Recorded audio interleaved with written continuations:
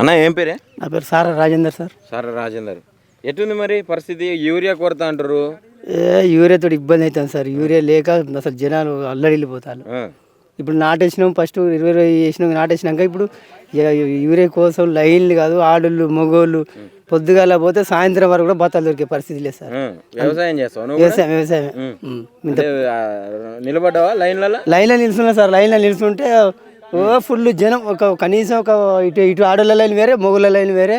ఇక లైన్లతో ఇబ్బంది, లొల్లులు. ఆడ మనం వేరే పరిస్థితి లేదు. ఆడ పోయేందుకు ఇక ఆధార్ కార్డు జిరాక్స్ అంటారు. అసలు యూరియా కొరతే లేదని చెప్పి మన మంత్రులు అంటారు, కాంగ్రెస్ మంత్రులు. యూరియా కొరత లేదంటే ఒకసారి ఆడికి వచ్చి సిచ్యువేషన్ చూస్తే ఏర్పడుతుంది సార్. సొసైటీ కాడికి ఒకసారి ఆడ సిచ్యువేషన్ ఎట్లున్నది, ఆడ అందరికీ ఆడ సార్లు ఉంటారు, అందరు ఉంటారు కదా. ఆడికి వచ్చి చూస్తే ఏ పార్టీ అయినా కూడా ఆడ మనకు వెంబటే లైవ్. ఆడ మేము సాటుగానే అయితే సిద్ధరు కప్పుకొని అయితే వేరే ఆడ షో చెప్తలేరు కదా. వీళ్ళందరూ ఉత్తుత రైతులు అంటుండ్రు, మీరు అసలు రైతులే కాదంట. ఇట్లా రోడ్ల మీద నిలబడి అన్ని పార్టీలు వస్తాను ఆడికి. కాంగ్రెస్ పార్టీలు అందరు రైతులు అన్నప్పుడు ప్రతి పార్టీలు రైతులే ఉంటారు కదా. అందరూ జాబర్ లేదు, అందరూ వ్యవసాయదారులే.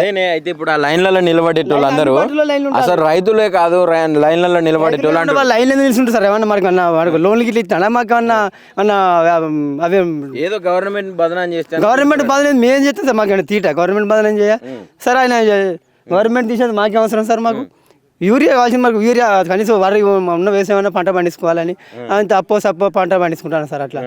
అంతేగాని మేము ఆయన షో చేస్తే మాకేమవుతుంది? ఏదంటే ఏదన్నా పార్టీ మిమ్మల్ని పార్టీతో పార్టీ మాకు ఏ సంబంధం లేదు. పార్టీతో మాకు సంబంధం లేదు. మాకు ప్రజెంట్ మాకు యూరియా మాకు బుక్కేది కాదు. లేకుంటే అది యూరియా ఒక బస్తా తెచ్చి మన వారికి విక్రమం ఉండదు ఇట్లా లైన్లు వేసి అదంతా లేదు సార్. మళ్ళీ అప్పుడు కాంగ్రెస్ ప్రభుత్వంలో మాత్రం అప్పుడు ఆ పరిస్థితి ఉన్నది. ఉమ్మడి ఆంధ్రప్రదేశ్ ఉన్నది. ఇక మళ్ళీ టీఆర్ఎస్ ప్రభుత్వంలో మాత్రం సరికి ఇట్లా పోయి వెంబడి బత్తాలు పడుకొని వచ్చేది. ఇట్లా పోగానే 5 నిమిషాలలో బత్తాలు వచ్చేది. అక్కడ మంది కూడా ఇట్లా లైన్లో నిలిచుకొని స్టాక్ పెట్టుడు, ఈ Aadhaar card xerox TRS party ఉన్నప్పుడు వాళ్ళకు కూడా అందరికి ఎరికాడు పొజిషన్. ఇక ఇప్పుడు మాత్రం మహా ఇబ్బంది, అంటే ఇబ్బంది కాదు. ఇక అది అంత అనుకోకుండా జరిగిన చరిత్ర ఇది అంతే. ఇప్పుడు ఎందుకంటే మరి ఇట్లా ఏమో సార్, మరి యూరియా మరి ఎందుకు తెలియదు. మరి అన్ని మేము రైతే పార్టీ రైతులనే మేము మంచి చేస్తాను కానీ బీఆర్ఎస్ పార్టీని అంత ఆగం చేసిన రైతులను ఇప్పుడు మేము మంచి చేస్తాను రైతులు అంటారు. కానీ మరి ఇప్పుడు మరి కాడ అయింది మన పంటలు పండేది యూరియా లేదు. 10 సంవత్సరాలు వాళ్ళు ఇచ్చారు, మంచిగా వాళ్ళు ఇచ్చారు సార్. వాళ్ళు ఇచ్చారు. ఇప్పుడు ఎందుకు ఇవ్వలేకపోతున్నారు ఏం కథ మనకి ఏం అర్థం అవుతుంది సార్. వారి సిచ్యువేషన్ ఎట్లుందో మరి. కనీసం ఇప్పుడు నెల రోజులు అవుతుంది. ఇప్పుడు నాట్లేసి నెల అవుతుంది సార్. నెల రోజుల కానీ యూరియా కోసం ఇబ్బంది మీద ఒక్కొక్కరు దండం పెడతానా కూడా ఆడ గేట్ వేసుకుంటారు, ఆ డోర్ పెట్టుకుంటారు. లారీ ఎప్పుడు వస్తుందో వాళ్ళు ఎప్పుడు ఇస్తానో తెలుస్తలేదు సార్. అట్లా అవుతుంది. ఏం చెప్తారు మరి వాళ్ళు? ఏం చెప్తారు? బత్తాలు ఆధార్ కార్డు లేకుంటే జిరాక్స్ ఆధార్ కార్డు తీసుకోపోయి, ఆధార్ కార్డు లేదు పట్ట పాస్బుక్ కొందరికి ఉండేవి. సపోజ్ చెప్తాను వాళ్ళకి కొద్దిగా అసైన్మెంట్ పట్టాలు ఉంటాయి, అవి వాళ్ళకి పట్ట పాస్బుక్ లేకుంటే వాళ్ళకి ఇస్తలేరు. వాళ్ళ పరిస్థితి ఎట్లా సార్ ఇప్పుడు? ఎట్లా అంటే ఇప్పుడు ఏంది అసలు వాళ్ళ పరిస్థితి ఏందో అర్థం అవుతలేదు. ఇప్పుడు ప్రభుత్వం మరి ఎందుకు ఇట్లా చేస్తుంది? యూరియా బస్తాలు రాజ్యం తెచ్చిన అన్నాడు, రైతు రాజ్యం అన్నాడు. మరి ఇప్పుడు యూరియా బస్తాలు కాదు అది ఆడ. ఇప్పుడు నర్సంపేట సొసైటీ కాడికి పోతే ఆడ మొత్తం లైన్లు అసలు చూస్తే అసలు ఇది కాంగ్రెస్ ప్రభుత్వం, అసలు ఇది రైతుల రాజ్యమా, ఇది ఏం ప్రభుత్వం అన్నట్టు అనిపిస్తాను సార్. ఆడ ప్రజాపాలన ఇది ఎందుకు ఇది ఎట్లా చేస్తాను?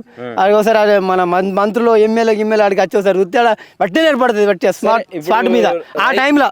రైతుల పరిస్థితి ఇప్పుడు ఆ యూరియా ఒకటి కాకుండా అసలు ఎట్లా సాగుతుంది కాంగ్రెస్ వచ్చిన తర్వాత? ఇక కాంగ్రెస్ వచ్చినట్టే ఇప్పుడు ఇక ఇబ్బంది అవుతుంది. ఇప్పుడు ఈ పంటలనే కానీ ఈ మందులనే కానీ ప్రతి దాంట్లో కూడా ఇబ్బంది ఉన్నది సార్.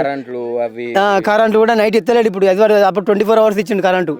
కేసీఆర్ ప్రభుత్వంలో 24 ఇచ్చిండు, నైట్ ఎత్తలేడు. ఇప్పుడు పొద్దుగాల 6 గంటల నుంచి సాయంత్రం 6 గంటల వరకు తీసేస్తాడు, నైట్ ఎత్తలేడు.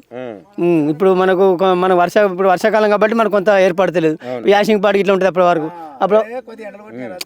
ఇప్పుడు వర్షాలకు మనకు కొంత కరెంట్ ఎక్కువ ప్రాబ్లం. మనం వానతోటి కొంత వర్షాకాలంతో కొంత మనకు వెళ్ళిపోతుంది కదా సార్ పంటలు. ఇప్పుడు అది యాసింగ్ పాటు ఉంటుంది, నీళ్ళతో ఇబ్బంది అవుతుంది. నైట్ తెల్లదాకపోతే కరెంట్ అట్లా ఏర్పడుతుంది సార్ అట్లా. ఇప్పుడు పంట పండేది ఇప్పుడు యూరియా బస్తాలు దీనికి పంట ఎట్లా పండుతుంది సార్? అది మనం చెప్తావు ఒక పక్కనేమో అసలు ఈ లైన్లలో నిలబడేటోళ్ళు రైతులు కాదు, లేదు, రాష్ట్రంలో యూరియా కొరత లేదు, ఇదంతా కేవలం ఒక పార్టీ చేస్తుంది, ఆ పార్టీ మనుషులు చేస్తారు, ఆ చెప్పులన్నీ వాళ్ళే లైన్ పెడుతురట. చెప్పులన్నీ కొంచెం బయట పెడతాం సార్, మనకి అవి చెప్పులు కొంచెం పోయి మోసి వాళ్ళ చెప్పులు. సార్ ఇప్పుడు ఇక్కడ ఒకసారి చూడండి, మీరు ఒక్కటేసారి ఇక్కడ ఉంది కదా 2 ప్లాట్, మీకు అర్థమయ్యే విధంగా అయితే జనానికి అర్థం కావాలి, రైతుకు అర్థం కావాలి, అందరికి అర్థం కావాలి. ఈ ప్లాట్కు యూరియా వేసింది, ఇది యూరియా. మీరు ఒకసారి దీన్ని పరిశోధన చేయండి, దానికి దీనికి ఎంత డిఫరెంట్ ఉంటుంది. అది గ్రోతింగ్ ఎరుపు కలర్కి వచ్చేసింది, ఇది గ్రోతింగ్ అంటే వీడికి దొరకలే, వీడు దొరకలే, వీడు 10 రోజుల నుంచి వీడు అక్కడనే ఉంటాడు, 10 రోజుల నుంచి వెళ్ళి లైన్ లైన్ పడతాడు, ఇప్పుడు కొత్త వేసరికి అయిపోతుంది. అట్లా ఇప్పుడు చేసినా అట్లా ఉంటుంది, అట్లా గంతే ఏం లేదు టైం మీద. ఇక దొరకపోతే అట్లా నాశనం అయ్యేది ఇట్లా అన్నట్టుగా. మరి అసలు కొరత లేదంటారు కానీ ఇక కొరత లేదనేది ఇప్పుడు మనకు కనిపిస్తలేదా? కొరత లేకపోతే మరి వీడు ఏ పోనా వేసినోడికి అట్లా ఉంటుంది, ఏ ఇట్లా ఉంటుంది, గిట్లా వేసిన. ఇప్పుడు వేరే మంత్రులు కూడా కాదు, డైరెక్ట్ తుమ్మల నాగేశ్వరరావు వ్యవసాయ శాఖ మంత్రి అసలు ఇదంతా అసలు నిజమైన రైతులు కాదు, నిలబడేటోళ్ళు లైన్లలో అని చెప్తుండు. లైన్లో కాదు, నేను ఇవాళ నేను పోయినా నాకు దొరకలే. నేను పోయినా ఎక్కడికి, నల్లబిల్లి పోయినా. అరే నీది మండలం కాదురా భయ్, మీ నర్సంపేట మండలం అంటాడు వాడు. అరే నర్సంపేట మండలం కాదే, నాకు ఒక 2 బత్తాలు అయితే పత్తికేసుకుంటే జర మూమెంట్ ఇది ఉన్నది, జర కొంచెం కుంజర మీద ఉన్నది, ఇప్పుడు పోతే ఇబ్బంది అవుతుంది అంటే లేదు సార్ మీకు ఇక్కడ కాదు అక్కడ కాదంటే మా లక్క చెల్లెలు కొడితే ఇటు వచ్చిన ఆడిపోయిన తర్వాత అవి అనుకున్నాను వానకి దొరకలేదు. ఏం చేస్తాం, అట్లా ఉంటుంది పరిస్థితి అనేది. అట్లా అసలు ఎందుకు చాట్ అవుతుందో నాకైతే అర్థం అవుతుంది. అసలు గ్రామ పంచాయతీకి ఎన్ని బత్తాలు వస్తాయి అని బత్తాలు వాడు వేసిపోయినా అయిపోతుంది. వాడు ఉందా ఇట్లా ఇదే పరిస్థితి ఉందా? ఎప్పుడు లేదు అంత 10 ఏళ్ళ నుంచి నేను చిన్నపిల్లల పంచాలి యూరియా బస్తాలు షార్టేజ్ అనే ముచ్చటే లేదు ఎప్పుడు. ఏమో అర్థం అవుతలేదు దీనైతే. ఎందుకు ఆగబట్టుకొని మరి ఏం చెప్తాను, మరి ఈ యూరియా వేయొద్దా అనేది ఉన్నదా అనేది అర్థం అవుతలేదు దాని ముచ్చట. మరి అలవాటు చేసిరు కదా బహుళ ఇప్పుడు ఆ పెద్ద కంపెనీలను తీసుకొచ్చి అలవాటు చేసినోడు ఎవడు ఇక్కడికి తీసుకొచ్చి, ఇక ప్రభుత్వం కాకపోతే ప్రభుత్వం వాని యొక్క వానికి రాబడే పైసల కోసానికి కమిషన్ల కోసానికి పెద్ద కంపెనీలన్నింటినీ అలవాటు చేసి ఇవాళ బయో మందుల మీద అయితే మొత్తం ఎగదలినట్టు ఉంటాయి. అట్లాంటి బొచ్చడు ఇట్లాంటి వాటికి మరి అవి వస్తాయి, మరి ఇవి రావు. వీటికి ఎందుకు ఇయ్యాడు ప్రభుత్వం అనేది? బొచ్చడు మొత్తం అంతా నాశనం అయిపోతుంది. ఒక్కొక్కరు ఈయన నాశనం ఇంకో 4 రోజులు అయితే ఉన్నాయి, రాలుతాయి. రాలినాక ఏం చేస్తాడు, మళ్ళీ 15 రోజులు మళ్ళీ పూత వస్తుంది. ఆ 15 రోజుల తర్వాత మళ్ళీ ఆయన దొరకదు, ఈయన ఎత్తాడు, వేసినాక 15 రోజులు పూత వస్తుంది. మళ్ళీ ఎప్పుడు ఆటకు అట్లా అప్పుడైతే మళ్ళీ అప్పుడు ఒకసారి అందకపోతే కథమే.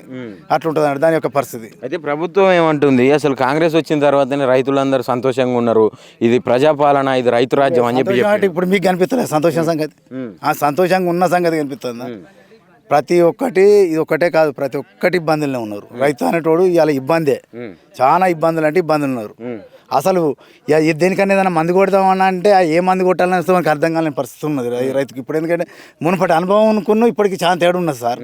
అట్లా తేడా ఉండడం వల్ల ఇప్పుడు ఏం కొట్టాలా ఏం చేయాలా అనేది సుధా అర్థం కాకుంటున్నది. వాళ్ళు చెప్పే అధికారులు వస్తే చెప్పేటోళ్ళు లేరు. అసలు ఏం జరుగుతుంది ఏమున్నది, అసలు మీరు ఎందుకు మీకు ఇట్లా అవుతానే అనేటోడు సుధా లేడు. మేమైతే ఆట మిర్చి ఒక 5-6 ఎకరాలు మిర్చి పెట్టేది, మేము 5-6 ఎకరాలు మిర్చి పెట్టేది. మిర్చి ఈసారి మొత్తం పని చేసిన మొత్తం పత్తి వేసుకున్నా. ఆ పత్తి వేసుకుంటే పత్తి చూస్తే గట్ల పరిస్థితి ఇప్పుడు ఘోరంగా ఉండే. ఇప్పుడు తెలంగాణ రాష్ట్రంలో రైతాంగం కుంటుపడుతుంది అనుకోవచ్చా? కుంటు పడింది, కుంటు పడ్డది. మీకు ఇప్పుడు కాదు, మీకు నెక్స్ట్ ఏర్పడుతుంది కదా. అసలు ఎంత లాస్ అవుతాను రైతు ఏం పండిస్తలేడు, ఏమవుతుంది అనేది ఇంకో ఈ పంట మళ్ళీ చేతికి వచ్చినప్పుడు తెలుస్తుంది మనకి ఎన్ని అప్పులు అయితే ఏం కథ అనేది. ఏం చెప్పాలనుకుంటున్నాం మరి ఫైనల్ గా రేవంత్ రెడ్డి ప్రభుత్వానికి ఒకటే విన్నపం చెప్పేది ఏంటంటే, దయచేసి మందులకు ఎరువుల కొరతను జర అధికంగా దాన్ని కొరత రాకుండా చేయడం వల్ల ఏమైంది అంటే, రైతు ఇప్పుడు పొద్దులా పని చేసుకునే రైతు లైన్లో పడుకొని వీని వ్యవసాయం బాయే, ఎద్దు బాయే, గొర్రె బాయే, బర్రె బాయే, ఇవన్నీ ఉంటేనే వ్యవసాయం నడిచేదే. వీని అన్ని బాయే అంత పోయే లైన్లో నిలబడి పొద్దుల్లో నిలబడి కాస్త మనకి ఆస్తి వస్తుంది. ఆడ ఈ పట్టకమైన పైసలు తీసుకుపోతాడు, 90 ఎంఎల్ ఎత్తాడు, సపరేట్గా మనకి ఆడికేరి మచ్చ సపరేట్గా అంటాడు. కథం అయిపోయిందా, ఈ పంట పోయింది. అప్పు పోయింది, అన్నీ అయినా ఇక అప్పు మొత్తం అంతా వ్యవస్థ అంతా కొట్టుబడేది. ఇది దేనివల్ల? ప్రభుత్వం చేసే లైన్లో నిలబడే వల్ల కదా అయ్యేది. అదే ప్రభుత్వం కాక కరెక్ట్గా అది ఇచ్చేస్తే ఏ ఇబ్బంది ఉండదు. మీకెందుకు రా భరోసా, మేము ఉన్నాయి బస్తాలు, మీరు ఎక్కువ స్టాక్ వేసుకోకూరు, ఎందుకు లైన్లో నిలబడు, ఇదంతా కెతయింది. మా దగ్గర ఫుల్ స్టాక్ ఉన్నది మీకు ఎప్పటికంటే అప్పుడు ఇస్తాం అని అంటే ఇదంతా పంచాయతీ ఉంటుందా ఇల్లు ఉంటుందా వాడు ఇయ్యకనే కాదు అంత కథ.